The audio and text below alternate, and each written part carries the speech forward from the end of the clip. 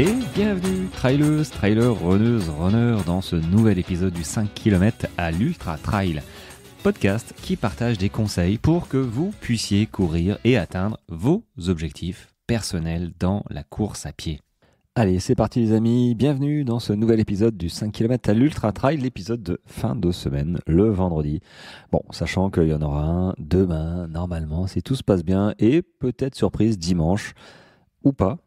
Dimanche, je serai normalement Serfil du trail de la Passerelle, je serai Serfil du 61 km, comme celui de l'année dernière avec Clara qui a eu sa petite chute d'hypoglycémie. Donc je ne sais pas si elle sera là cette année, il faut que je lui envoie un petit texto.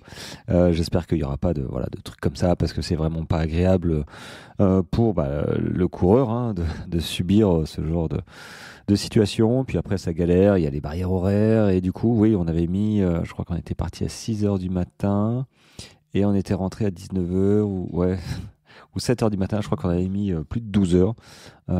Et pourtant, on avait bien couru, mais on avait pris tellement de retard au début à cause de son petit déjeuner qui était un petit peu loupé. Du coup, il était en hypo, qu'il a fallu qu'elle revienne et ça l'a fait. Mais du coup, voilà, dimanche, je vais être vraiment occupé, mais peut-être que samedi, j'aurai le temps de faire un petit épisode podcast pour te le présenter dimanche. Voilà. Bon, alors de quoi je vais parler? Écoute, en ce moment, je suis en train de parler d'endurance fondamentale et j'aimerais revenir sur la newsletter que j'ai envoyée hier matin. Du coup, donc pour moi, là, c'est ce matin, mais pour toi, c'est hier matin, la newsletter de jeudi.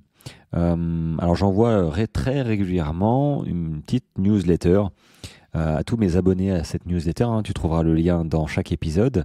Avec des conseils, des choses utiles dans leur pratique, que ce soit de la préparation vraiment purement entraînement, tu vois, course à pied ou préparation mentale.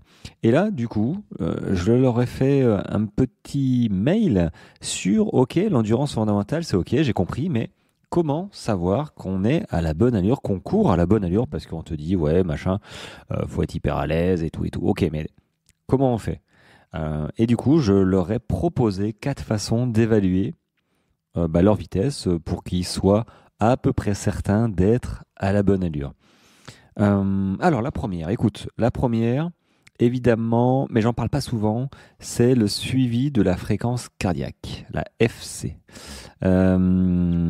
Et je veux pas que, généralement on entend, en endurance fondamentale, faut être à 60% de sa 60-65% de sa fréquence cardiaque maximale.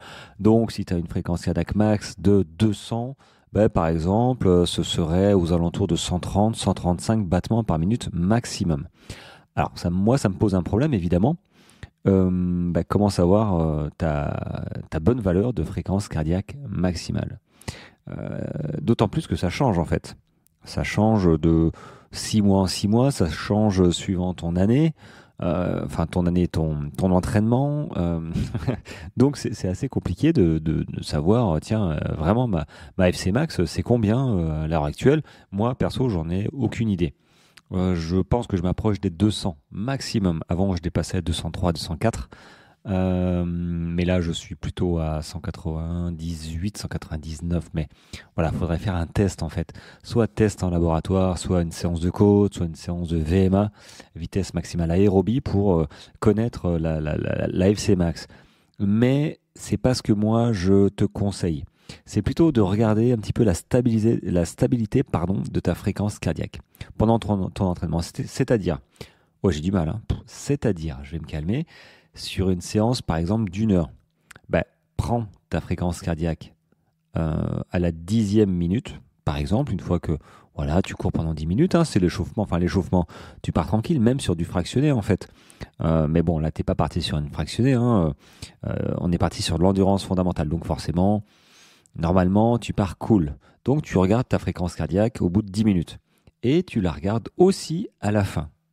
Et si ta fréquence cardiaque a augmenté de plus de 5 battements, entre 5 et 10, mais je dirais que 10 ça fait beaucoup, mais si elle a augmenté au-dessus de 5 battements, c'est que tu vas certainement un peu trop vite. Encore faut-il ne pas partir trop vite dès le départ à la 10e minute, parce que ton cardio peut vite s'emballer. Mais si tu cours trop vite tout le temps, ton cardio il va continuer à augmenter un petit peu. Donc c'est une bonne, je trouve, indication de se dire, ok, j'étais à 130 10e minute et j'ai fini à 140, 145 par exemple, hein, à la fin, au bout de 35, 40, 45 minutes, une heure peut-être. Alors pas 2 heures, hein, parce que du coup ta fréquence elle aura quand même tendance peut-être à augmenter un petit peu, mais si tu sors moins d'une heure, bah, ça peut être une bonne indication de se dire, ok, bah, j'étais à 130 au quart d'heure et finalement bah, je suis resté à 130, 135 maximum durant toute ma séance. Donc ça peut être un signe, hein, un indicateur, la variabilité de la fréquence cardiaque. Bon, moi je fais pas trop ça parce que alors il faut se méfier aussi vraiment sur le cardio au poignet. Encore là, aujourd'hui, hein, bah, il y en a un qui a rebondi, alors c'était sur TikTok, je crois, qui a rebondi sur l'endurance fondamentale, de respirer par le nez. Il me dit, bah voilà, moi je suis à 160, ça veut dire que mon endurance fondamentale est à 160, et il me dit, je suis à 4 minutes 50 au kilomètre. Donc plus de 12 km à l'heure, ce qui fait beaucoup. Et là, attention, faut se méfier parce que moi, je lui ai répondu, écoute, je pense que si c'est comme ma montre et comme beaucoup de montres, moi, elle me dit que je suis à 160, 165, alors que quand je prends mon pouls, et je le sais, je le sens, je suis en descente, par exemple, je suis plutôt à 125, 130. Et je lui dis, écoute, si tu veux vraiment savoir ta fréquence cardiaque, achète-toi une ceinture cardio, vraiment. T'en as pour 70, 80 euros. Et là, il y aura normalement pas de doute. Mais la fréquence cardiaque au poignet, aïe, aïe, doucement les amis, ne prenez pas tout pour argent comptant parce que souvent c'est faux. Et moi je le vois, souvent c'est faux. Alors il y a peut-être des modèles qui sont meilleurs que d'autres, peut-être des marques, je sais pas, Polar qui généralement sont assez fiables.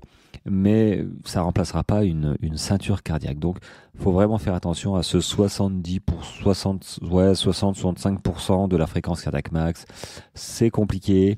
Et puis même après, quand tu regardes ta fréquence cardiaque au poignet au bout de 10 minutes, bon, si c'est 160, c'est peut-être pas 160. Mais peut-être que la variabilité, elle restera aux alentours de 160. Donc finalement, c'est OK, mais il faut pas que tu sois à 160. Il faut que tu arrives à respirer par le nez toute la séance. Voilà. Et d'ailleurs, c'est l'une des deux solutions, des deux façons hein, d'évaluer, et celle que je dis très souvent, c'est la respiration nasale. Vraiment, tu arrives à respirer par le nez pendant l'effort, parce que ça reste, oui, ça reste un effort, et tu es plutôt confortable. C'est-à-dire que il y a respirer par le nez et respirer par le nez. Te forcer à respirer par le nez en disant oh, c'est bon, tu es là, tu dis ça passe, ça passe, ça passe. Tu sens que t'es pas à l'aise. Tu dis non, il faut que je respire par le nez. Si j'arrive à respirer par le nez, c'est que c'est OK. Mais on va pas se voiler la face, les amis, hein. On le sait si on force ou pas par le nez. On le sait si on a une respiration plus ou moins à l'aise par le nez. Moi, j'ai essayé, je peux te dire qu'au bout de 5 minutes parfois, eh ben, et j'ai cette envie d'ouvrir la bouche pour reprendre ma respiration, une bouffée d'air frais. Et là, je me dis, tiens, j'ai pas tout faux, hein, j'ai pas tout faux, mais je suis pas exactement en endurance fondamentale. Je m'en rapproche vraiment, mais j'en suis pas encore à fond à fond. C'est pour ça que respirer par le nez, il faut pas se forcer, tu vois, en disant non, c'est bon, je vais tenir, je vais tenir, je vais tenir. Il y a un moment où, bah non, tu tiens pas, tu le sais, il faut pas, voilà, il faut comprendre l'intérêt de l'endurance fondamentale, et si tu la comprends, tu vas y être naturellement, tu vas ralentir, ça va même te faire plaisir de ralentir pour être dans la bonne zone. Donc la respiration nasale, oui, c'est une très bonne chose. Ensuite, ça va un petit peu avec, je le dis souvent, quand pour la troisième façon, il faut que tu aies cette impression de te traîner. Tu vois, de te dire, ouah, j'avance pas, quoi. Je peux aller aussi vite en marchant, limite, j'irai plus vite, même en marchant, je pense, qu'en courant, tu vois. Et là, tu te dis, tiens, si tu as ce genre de pensée, c'est que tu es très certainement en endurance fondamentale et que tu dois assez facilement respirer par le nez quand c'est possible, parce qu'il y en a qui n'arrivent pas à respirer par le nez, parce qu'ils ont toujours le nez pris, il n'y a pas de problème. Du coup, on va faire sur la méthode de la perception d'effort, ce qu'on appelle le RPE. RPE, alors dans ma newsletter, j'ai mis l'échelle de Borg qui va de 1 à 10. 1, aucun effort, je suis ce qu'on appelle en pleine détente.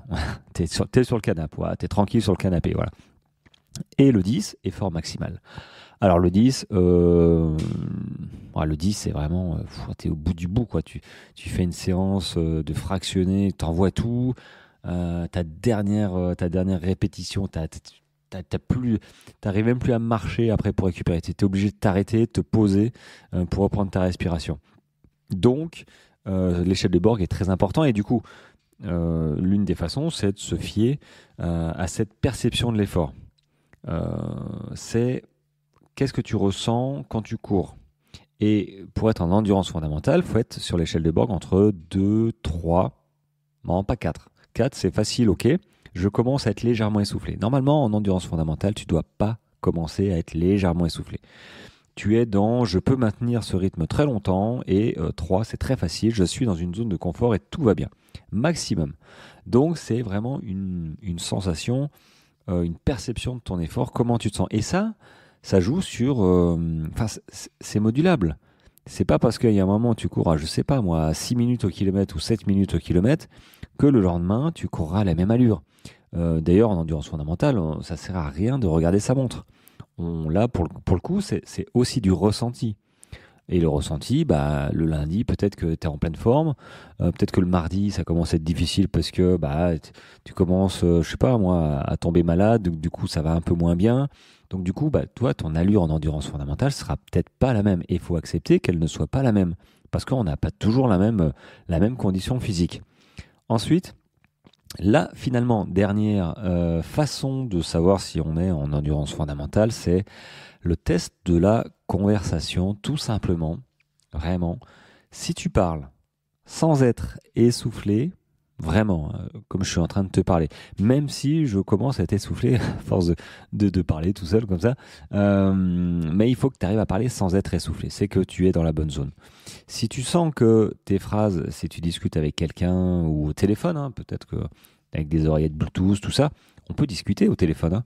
Mais si du coup tes phrases deviennent un peu plus courtes, un peu plus saccadées, tu dois respirer entre chaque mot ou presque, c'est que tu vas trop vite, tout simplement, sans t'en rendre compte, parce que quand en plus on discute comme ça via les oreillettes, on est moins focus sur nous et du coup on commence à courir un petit peu plus façon footing, tu vois. Et la façon footing, ça c'est pas bon parce que tu es vraiment entre deux zones. Tu vas pas assez vite pour faire fonctionner ton cardio, mais en même temps tu vas trop vite pour bénéficier des avantages de l'endurance fondamentale. Donc tu es vraiment dans une zone qui te fait croire en plus que c'est cool parce que oui, tu transpires, tu as le cardio qui monte un petit peu mais pas beaucoup, donc tu es relativement à l'aise et ça te donne cette impression que tu progresses. Alors oui, tu progresses au début, mais assez vite, tu engendres de la fatigue. Et il y a un moment où tu vas pas comprendre pourquoi tu fais moins, tu fais pas le même temps, ou tu es fatigué, il y a ton tour que tu as pris 2 minutes sur ton tour parce que tu regardais ta montre, tu dis zut, machin, qu'est-ce qui m'arrive? Donc, peut-être que si tu discutes comme ça tout le long, tu passes en version footing un petit peu actif. Donc la conversation, c'est une très bonne façon, mais je trouve que c'est pas la plus adaptée parce que quand on parle avec quelqu'un, on peut très bien prendre aussi une grande respiration pour parler, et puis il suffit que l'autre il prenne aussi la conversation, donc du coup toi tu parles plus, donc ça te permet de reprendre ta respiration aussi. Donc ça, c'est pas, je trouve, c'est pas la meilleure. Mais après, si vraiment tu es au téléphone et que tu blablates comme je suis en train de le faire et que ça se passe bien comme là, globalement, c'est que tu es en endurance fondamentale, comme je le suis là. Là, je suis plus qu'en endurance fondamentale, je suis au repos. Donc voilà, moi je voulais simplement rebondir sur ce sujet d'endurance fondamentale et les bienfaits de l'endurance fondamentale que tu as eu dans l'épisode précédent. Pareil pour les newsletters, j'ai fait le même topo. Voilà, et puis si tu appliques une de ces quatre, un de ces quatre moyens, une de ces quatre façons de savoir si tu es en endurance fondamentale, je pense que tu y arriveras. Après, il n'y a pas de mauvaise...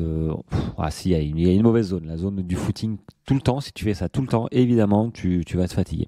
Maintenant, comme je disais tout à l'heure, il y a parfois où, oui, je suis pas totalement en endurance fondamentale, mais c'est pas grave. Il y a un moment où écoute, il faut lâcher un petit peu le cerveau, quoi.